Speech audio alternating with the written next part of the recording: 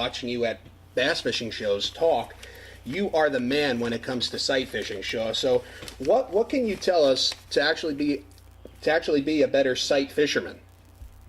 Well, the first thing to know is, you got to have a really good pair of sunglasses, and you got to have some decent eyesight. I mean, you have to be gifted with that.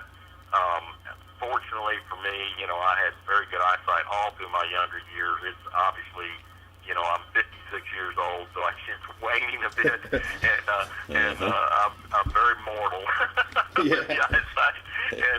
But I got a new pair of sunglasses that I've been testing and playing with. It's a new S11s from Strike King, and I don't think there's a better pair of sunglasses that I've ever worn in my life. And so when you're looking through those things, and it's the amber, they have two different lens colors. One's a gray and one's kind of an amber-looking, yellowish orange, I guess would be the color. And that's the one I'm wearing, is that orangish-looking one. That dude is, I've just never had a pair of glasses I can see as well with.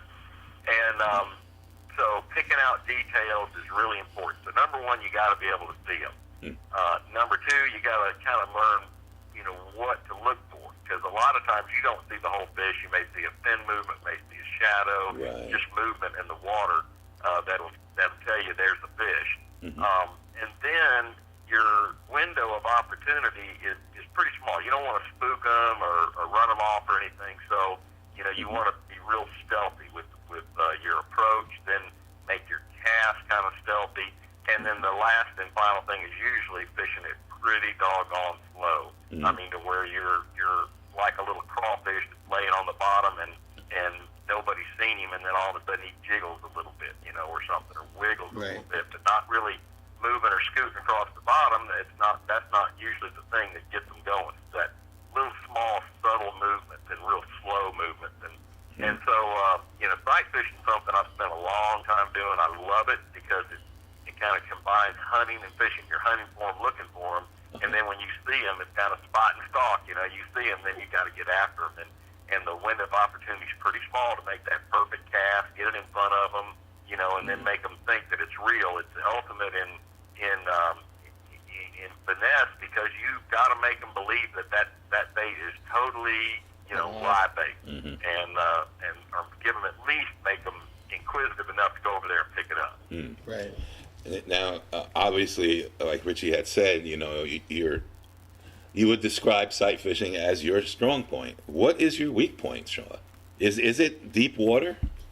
I'd have to say, if I chose one thing that I always worry about, and I'm okay at it, but I'm not on the level of the Paul Elias and the guys that get out there and do that ledge fishing and idling around and all that. Now I can read my electronics. I don't have an issue with that. Those Lowrances are just incredible. But on a personal note, just like I look and I look and I look, and I'll find a group, I find something, and the structure scan now makes it a lot easier to be able to find those things.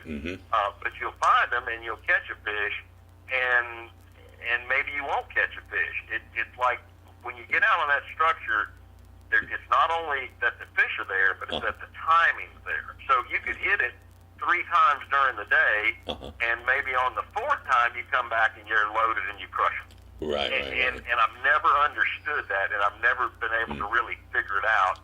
Also, it's one of those things where you'll spend all day idling, grappling, fishing, and if you find one spot in a day, you did really good. It may be 2, and that's hard for me to take. Saying, okay, I've got one spot, and I spent all day doing it. Now at Toledo Bend, I made a good check, top 20 or whatever at Toledo, and ledge fishing, all of it, and I fished one spot. So, you find that one spot, and there you got yourself a good check, and held on, and, keep yourself in position for the Classic. And so, you've got to get mentally right on that deep water structure stuff. As an angler from Jersey, I watch the fishing shows, and they're always in like these places in the South or out west. I actually had a question for you. Have you ever fished in Jersey or any of the states that are around us, like Pennsylvania or? Yes, I have. I actually did a little tour up there years ago, filming a TV show for another guy, and we fished. I believe we fished in Jersey, but we fished Wallen-Pawpack, which is I think right there in Pennsylvania, right? Yeah. Mm-hmm. And then we fished, but we fished one or two lakes in Jersey because I had a friend of mine that lived in Jersey, and he came over, and I'm trying to remember the names of it. But it's a fairly well-known place because y'all don't have a whole lot of places to fish. Yeah, that is true. Maybe it was like a pack-on. That's it. Yeah. Bad cotton. I fished a bad cotton. Yeah. And a buddy of mine that lived there, he came over and as we were filming and all. So anyway, but yeah, we fished that. So I made a little stretch, run all the way up and fished all the way through the Hudson and just filming a show. I'm trying to remember what the name of the show was because this was way back when, before I had my TV show. Oh, and, okay. Horseman's Challenge. That's what it was called. Oh, I think I remember that show. Yeah, and we used to, and what they do is most of the shows I would have a local angler come and we'd fish together. So I mean it'd be like a regular, everyday angler, and one of them was a young kid up in New York. So it was a fun show to go film. We hit the road one day and didn't get back for like a month, just filming. So it was kind of neat. Very cool. So have you hit? How do you like Champlain? Love it, absolutely. Yeah. I mean I can just tell you, if you're looking at the best places to fish in the nation, first thing you do is I'd have to say anything in the Northeast is superb, and really anything in the North. And two reasons for that. One thing is that especially back in the old days, most people fished for walleyes, they fished for northern, they fished for muskie. They didn't mess with the bass much. So the bass were just like, just stupid and fun, and they have such a small window of opportunity there. You're iced over or whatever. Sure. And when that ice out hits and then all the way through till it hits again to ice up, it's just like some of the best fishing you can ever have. They're very aggressive and extremely fun. Of course, smallmouth, are just, like a largemouth that drank way too many cups of coffee. And so when you have that situation, I just love getting up there. I mean, I really love it. I get excited about going to any of the lakes, especially the Great Lakes. But, Champlain is one of those that's just excellent fishery. Then there's Thousand Islands too. I know that from your book, Bassmaster Shaw Grigsby Notes on Fishing and Life. There's a whole story about the Thousand Islands in there. Yeah, we used to go there almost every year, and so that was a real fun time for me. In fact, I think it was just the last time we were at Oneida, maybe 2 years ago. I just turned around and said, "Hey guys, I'm going to film while I'm up here at Oneida. Let's go film Thousand Islands," and I got to go back because I haven't been there in so many years, and it's gotten so good. It's incredible. I mean, it's just that everything up there is just getting to be better fishing and better water quality, and a lot better than back in the 70s, late 70s and 80s. Now it's really good.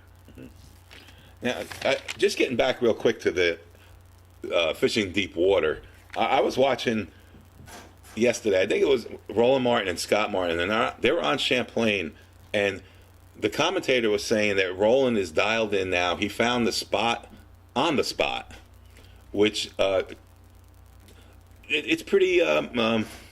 I guess as an angler, I mean, to find the spot on the spot, that's figuring it out a little. Yeah, the guy that's I don't know, probably one of the best anglers that ever been is a guy named Bill Seamantel. And he's from out in California. He's a big bass expert. He designed the PVC for Spro. He's just one of these super intelligent, incredible anglers. And if you Google him or look him up, and he'll be glad to come on your show and do a talk. Probably the most intelligent angler that I've ever been around. And he's the one that basically started that spot on spot to where you figure out a spot, but then there's something special about this little detail that you learn, and